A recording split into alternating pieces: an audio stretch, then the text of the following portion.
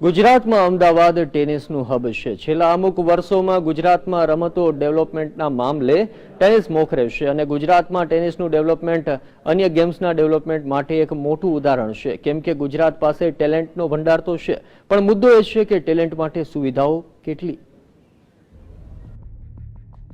અમદાવાદ ધીરે ધીરે ટેનિસનું હબ બની રહ્યું છે. અન્ય ગેમ્સની જેમ ટેનિસમાં પણ ગુજરાત પાસે ટેલેન્ટનો ભંડાર છે.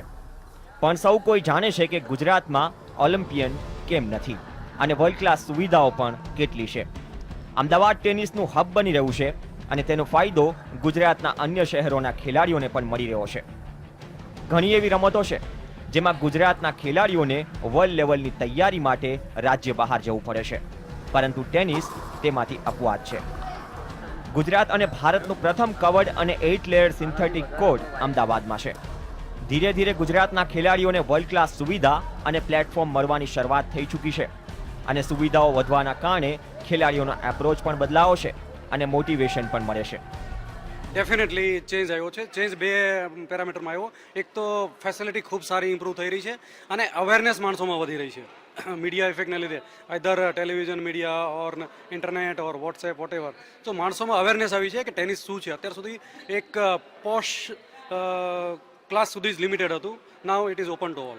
છેલ્લા 7-8 વર્ષથી અમદાવાદમાં બહુ જ ટેનિસ પોપ્યુલર થયું છે અને ઇન્ડિયા નંબર 1 ઇન વિમેન અને જુનિયરમાં પણ આપણે અમદાવાદના પ્લેયર્સ આવ્યા છે. જેમ વૈદિક મુનશાની વાત કરીએ તો 2005થી લઈને અત્યાર સુધીમાં લઈને ઓલવેઝ અપટ્રેન્ડ જોયો છે અમદાવાદે. અને આ ફેસિલિટી એક યુનિક ફેસિલિટી છે જે ઇન્ડિયામાં ક્યાંય નથી. એક તો કવર્ડ્સ છે એટલે 12 માસ રમાય અને 24 કલાક ખુલ્લું રહે છે, અને પ્લસ ક્લે અને સિન્થેટિક બંને સરફેસ અહીંયા આપીએ છીએ. 8 લેયર સિન્થેટિકનો ફાયદો એ થશે કે ગમે ત્યાં વર્લ્ડમાં રમવા જાઓ તમને એનું બાઉન્સ અને એનું ફીલ સેમ રહેશે અને ક્લેનું પણ ઇફેક્ટ મળશે.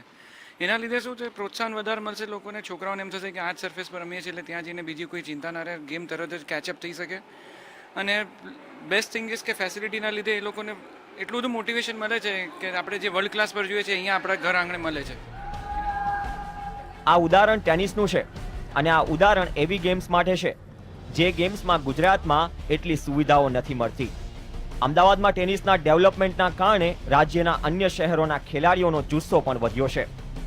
જ્યારે ઓલિમ્પિકની વાત આવે ત્યારે એક પ્રશ્ન દરેક ભારતીયોને તો ચોક્કસ થાય. ક્રિકેટમાં આપણે વર્લ્ડ ચેમ્પિયન છીએ તો ઓલિમ્પિકની મેડલ ટેલીમાં આટલા પાછળ કેમ?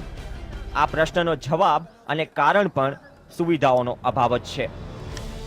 જેમ નરેન્દ્ર મોદી સાહેબે કીધેલું છે કે એમને દરેક ઓલિમ્પિકમાં ગુજરાતમાંથી એક મેડલ વિનર જોઈએ છે, તો ઇટ વિલ સ્ટાર્ટ એટ ચોક્કસપણે ગવર્મેન્ટ તરફથી શરૂઆત થવી જોઈએ.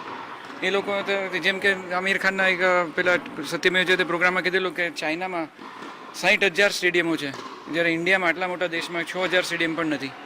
તો પહેલી વસ્તુ ત્યાં જ ગ્રાસરૂટ લેવલ પર ગવર્મેન્ટથી જ ચાલુ થવું જોઈએ. ટેલેન્ટ બહુ જ છે, મહેનત કરવા પણ અહીંયા બહુ જ લોકો, જેમ કે સુરતથી, માંડવીથી, બરોડાથી બધેથી પ્લેયર્સ આવે છે, ઓરિસ્સાથી પણ પ્લેયર આવે છે, બધેથી આવે છે. ટેલેન્ટ બધે જ છે, ખૂણે ખાંચરે બધે.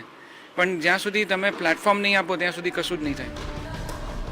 જેમ કોઈ પણ સ્પોર્ટ્સમાં દિગ્ગજ ખેલાડી યુવા ખેલાડીઓનો રોલ મોડેલ હોય, તેમ ગુજરાતમાં અન્ય ગેમ્સની ફેસિલિટીઝમાં ડેવલપમેન્ટ માટે ટેનિસનું ડેવલપમેન્ટ એક મોટું ઉદાહરણ છે.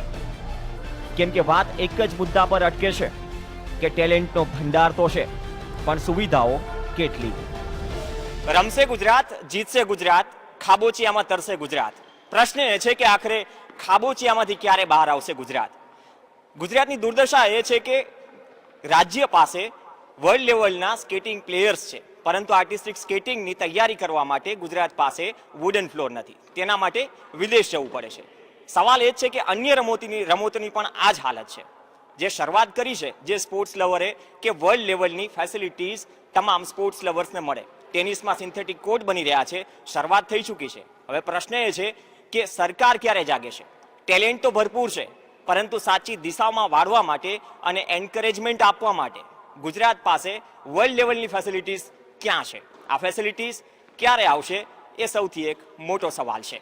કેમેરા પર્સન જયેશ પટેલ સાથે પ્રવીણ આહિર, GSTV, અમદાવાદ.